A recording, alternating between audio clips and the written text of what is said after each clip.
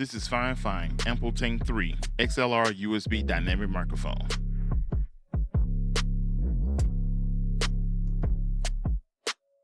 I first want to give a special shout out to Fine for sending me out the microphone for the video review. Apologies for it being a little bit later than it should have been, but here we are.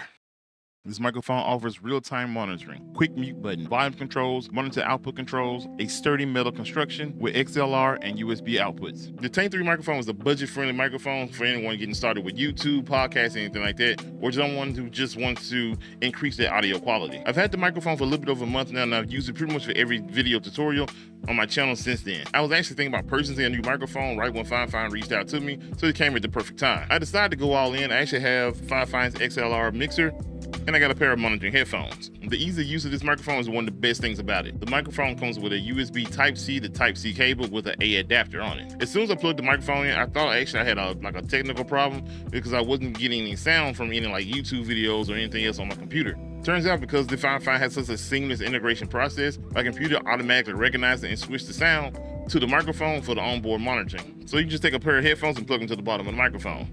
So now you can seamlessly monitor your audio. You're able to control the gain levels of the microphone and the volume of your headphones right from the microphone itself. This keeps you from having to buy any type of audio interface. I just wanted to buy one because I wanted to mix with XLR. This, just like the microphone, is extremely budget friendly. With it being a dynamic mic, most of your audio recordings come from the top of the microphone, while the rest of the grills on the side is actually suppressing background noise. This actually came in extremely helpful for me because I usually have a fan or two going in my office, especially here in the summertime. Well, we're towards the end of the summertime now, but I live in the South, so it's still relatively warm. With my old microphone, when I connected to OBS, I will have to go through and put a couple different filters to help filter out the background noise. With this, I have no filters applied, and I just jump into my workflow.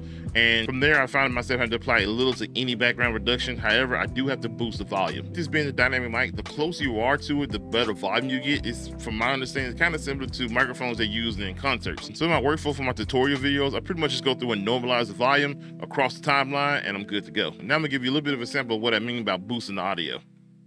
You're listening to audio from the Tank 3 dynamic mic. You're listening to audio from the Tank 3 dynamic mic.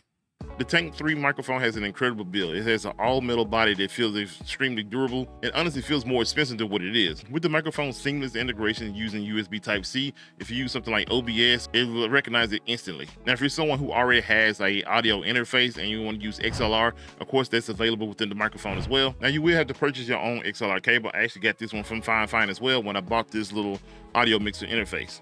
Just to briefly touch on the interface, once you connect your microphone, XLR, and all this stuff to it, it has headphone monitoring. It also comes with a USB Type-C cable, and you just plug it into your computer. The onboard controls with the microphone would not work if you're using XLR. That's just due to the fact whatever interface you're using should be able to control those things. So things like the mute button and the controls won't work anymore. This audio interface allows you to connect headphones and instruments to it. You can also output to speakers as well as USB. I've put this microphone through its paces pretty well. I've used it for several videos over the last month or so.